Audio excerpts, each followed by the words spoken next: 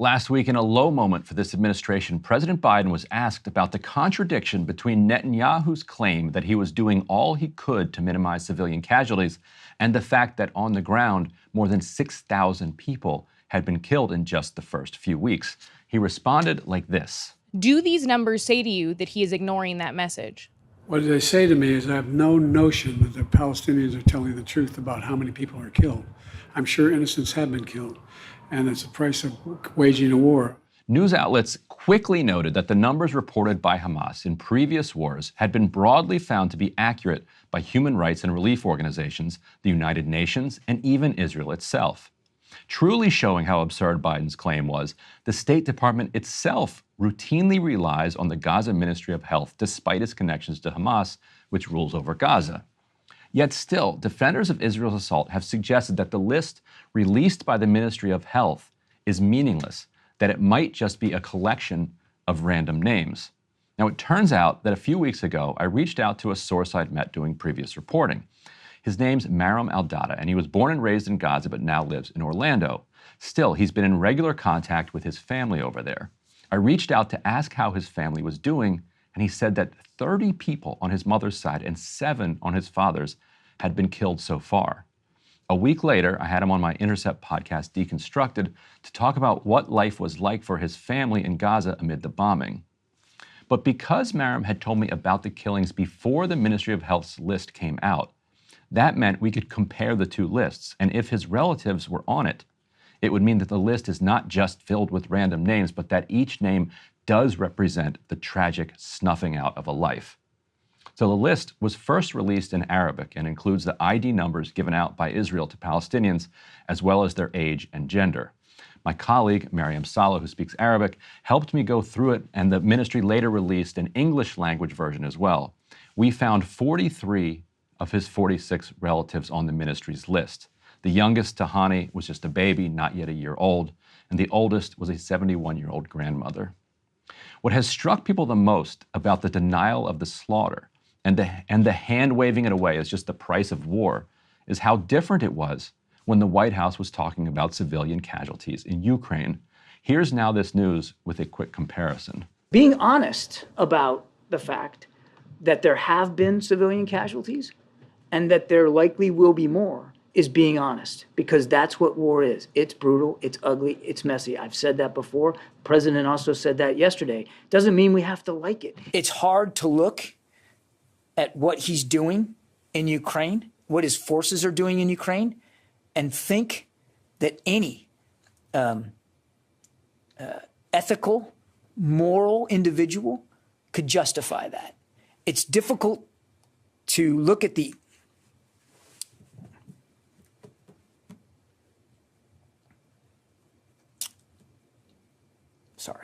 It's difficult to look at some of the images and imagine that any well-thinking,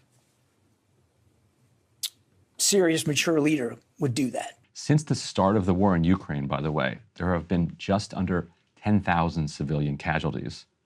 In Gaza, already more than 3,000 children have been killed.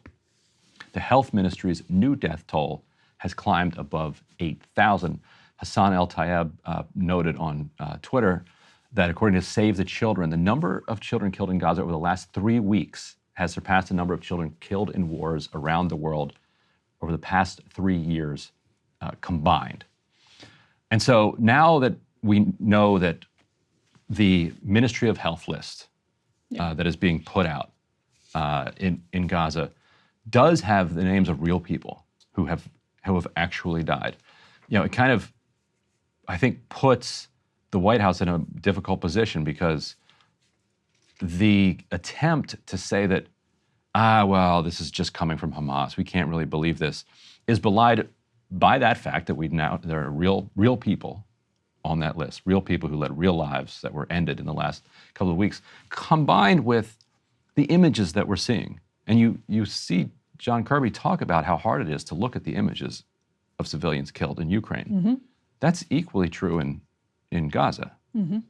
And so I wonder if you're starting to see any shift. You had John Kirby do this like weird West Wing video yesterday. Did you see this? No. He's like doing a walk and talk. Oh. And he's sure. talking about how there's a humanitarian crisis in Gaza, and here are all the things that the United States is doing to alleviate the humanitarian crisis, which seemed at least to suggest that there was some awareness that the world was turning on them on this. It's remarkable. Israel has taken global sympathy and torched it faster than anybody I've ever seen. Like the entire world was united behind Israel on October 7th after the atrocities carried out by Hamas. And the response has just obliterated that empathy and sympathy. And I think some of that was inevitable because I do think that there are some activists and particular lawmakers who had no room for, almost immediately were calling for a ceasefire and calling for Israel not to retaliate. And that's a ridiculous position.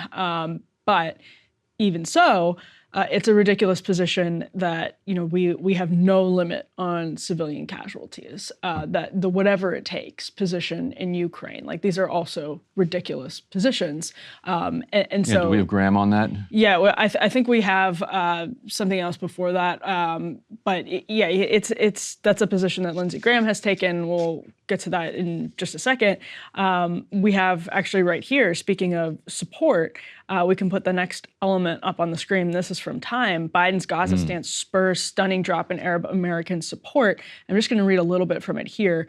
The first national poll of Arab Americans since the war in Gaza began shows how deep that sense of betrayal among Arab Americans goes, with only 17% of Arab American voters saying they will vote for Biden in 2024, a staggering drop from 59% in 2020. So in 2020, 59% of Arab American voters say they're going to vote for Biden.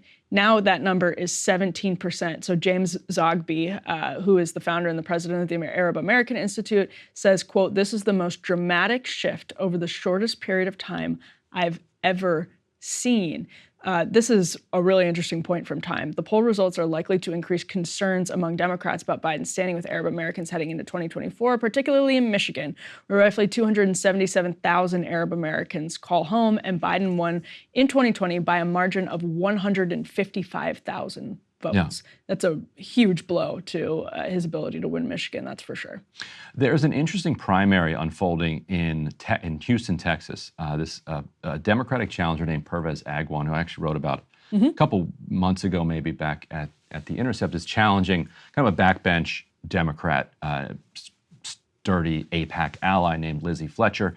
That primary, I think, is not until March, so we won't get a look at how that's unfolding until then, but he is running his campaign just head on kind of against Fletcher over Fletcher's support for Israel's war effort, Fletcher's unconditional support for Israel's war effort.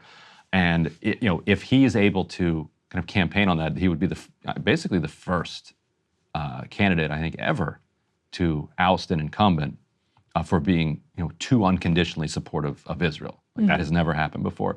And if that happens, you still have 9 months between that and the election. I don't think we should be making war and peace decisions based on kind of polling and focus groups, because these are questions of morality and good and evil. Right. On the other hand, that is an extraordinary swing away from Biden, and it also puts voters, Arab voters in particular, or anybody who is sympathetic to Palestinian dignity, in such a difficult position, because you just had Trump's ambassador to Israel. I think he was suggesting that anybody who's a foreign exchange student and is a quote unquote Hamas supporter, he doesn't really mean Hamas supporter, he means anybody who's kind of critical of Israel's war in Gaza, should be deported. And you've started to see that from elements of the right, that if you're here on a visa and we don't like your political views around the Israel-Palestine question, you're out of here. And so people are faced with the choice of sitting the election out, or actively working against Biden and helping to elect someone who's then going to try to deport foreign exchange students, calling them supporters of Hamas, or voting for Biden, who is actively overseeing this just ongoing war crime. Yeah, and without getting too much into the campus stuff, if you look at the Students for Justice in Palestine toolkit, it does concern me if there are people who are on visas here and we're sharing the paraglider template that was in the Students for Justice in Palestine toolkit. Like, I actually went and looked at the toolkit and I was like, holy smokes, this is some wild stuff. Not entirely unsurprising, but if there's somebody on a foreign visa here who's like, yay, terrorism, which is what the paragliders were engaged in, and that's not representative of Palestine, but it is Hamas, I would have an issue with that. But I think the broader point about Arab Americans looking at the Biden administration is completely a serious one for Democrats. And it's also, in some respects, Republicans had made inroads with Arab Americans, especially in Michigan, actually in the DC area on some of these education issues. That is not going to be a durable coalition, that's for sure, going forward. Now, we do have the Lindsey Graham clip that we've been teasing because it's, I think, actually very useful. This is Lindsey Graham on Abby Phillips' show on CNN Tuesday night. Is there a threshold for you, and do you think there should be one for the United States government, at which the U.S. would say, let's hold off for a second in terms of civilian casualties? Is there a point at which you would start to question? If somebody asked us after World War II, is there a limit what you would do to make sure that Japan and Germany don't conquer the world? Is there any limit what Israel should do to the people who are trying to slaughter the Jews? The answer is no. There is no limit, but here's what you need to do. Be smart. Let's try to limit civilian casualties the best we can. Let's put humanitarian aid in areas that protect the innocent. I'm all for that, but this idea that Israel has to apologize for attacking Hamas, who's embedded with their own population, needs to stop. The goal is to destroy Hamas. Hamas is creating these casualties, not Israel. So I'm supposed to trust Lindsey Graham, who just, was a huge backer of the wars in Iraq and Afghanistan and of drone strikes, to limit civilian casualties. I don't. Especially when he's saying he basically doesn't care. Well, and there's a really easy answer to that question, by the way, which is I cannot answer it. I cannot tell you because that's fodder for enemies. Ben Shapiro, who I'm sure a lot of our viewers don't like, I think actually made a really legitimate point here when he said, if you answer the question, you allow Hamas to hit that number of civilian casualties and then pressure the West to just be like, okay, we're done. We're totally backing out of this. So just don't answer the question. You don't have to answer the question. You can actually explain that if that's really what your concern is. But then again, that's asking us or ascribing to Lindsey Graham this sense of concern about it that I'm genuinely unclear on whether that actually exists. But I think the question would not be asked if there was a sense that there was genuine concern about civilian casualties. Right. There was an actual attempt being made. It's only when you have people start to say, look, it's just a price of doing business. It's sad, but we just have to do it. Then that's when you say, okay, well, what's the price? Mm-hmm. Like you're saying it's a price, what's the price? And if the posture were no civilian casualties are okay, we're going to do everything we can to minimize them, and we're going to be critical of Hamas for its hiding behind civilians, but we're going to be the civilized ones. And so, okay, we're going to say that they have a human shield, we're not going to shoot at them. To say that, well, they have a human shield, therefore, unfortunately, we had to shoot and kill the innocent civilian, right, does not make you the civilized one in that exchange.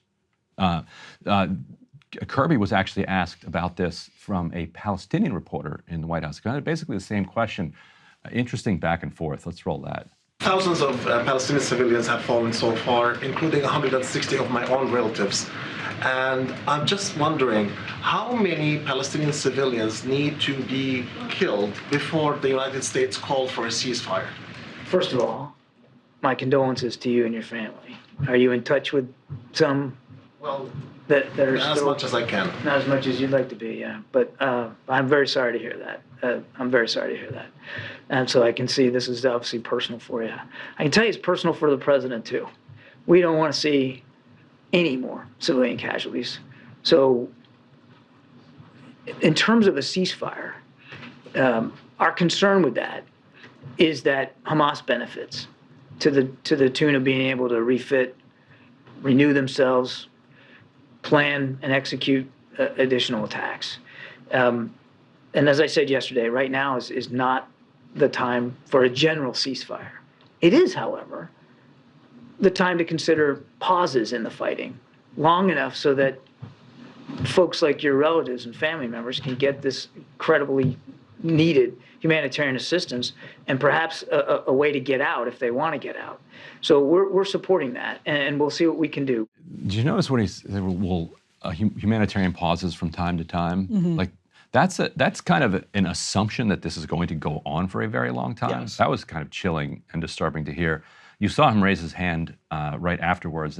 His next question was also a good one. He asked about whether or not the United States would guarantee that if civilians were pushed out of Gaza, that they'd be allowed the right of return. Because a lot of Palestinian civilians were guaranteed that right, both in 1948, 1967, 1973, and it never came to pass.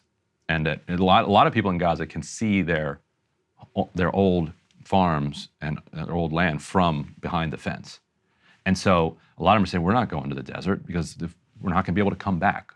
And Kirby's response was, our policy is not to have some sort of permanent settlement outside of Gaza for the people who call that home. We want them to be able to go back home and do so safely and effectively. We are not calling for them their permanent refuge from the country. But again, it's good to have that on the record. But if you try to kind of show this clip at the border when you're trying to get back in, I'm not sure it's going to work. No, and that's exactly what we were just talking about. Okay, so what is your plan? You're evacuating. We already have some 1.4 million, I think is the latest report I saw, displaced Gazans that have gone south. To the south of Gaza, as Israel and the United States have said is the plan, and then to move people into Egypt as is possible, et cetera, et cetera. Okay, so what is the plan to bring people back in a way that makes Israel feel as though, and reasonably they have concerns, it can exist safely without another October 7th happening right away or in the near future? How do you do that? And how do you tell people to leave their homes and the land that they're clinging to and that they believe in, and then say, yeah, you're going to come back, and this is also going to please the other stakeholder who's prosecuting this war? We have basically just John Kirby saying we want to do it. That is the extent of what we know about this plan from both Israel and the United States, is that we know that we want to do it. Great step. How are you going to do it? Because it's it's a feat. It's a feat. Right. And there's just no clear sign. And again, this is also what happened in Iraq and Afghanistan.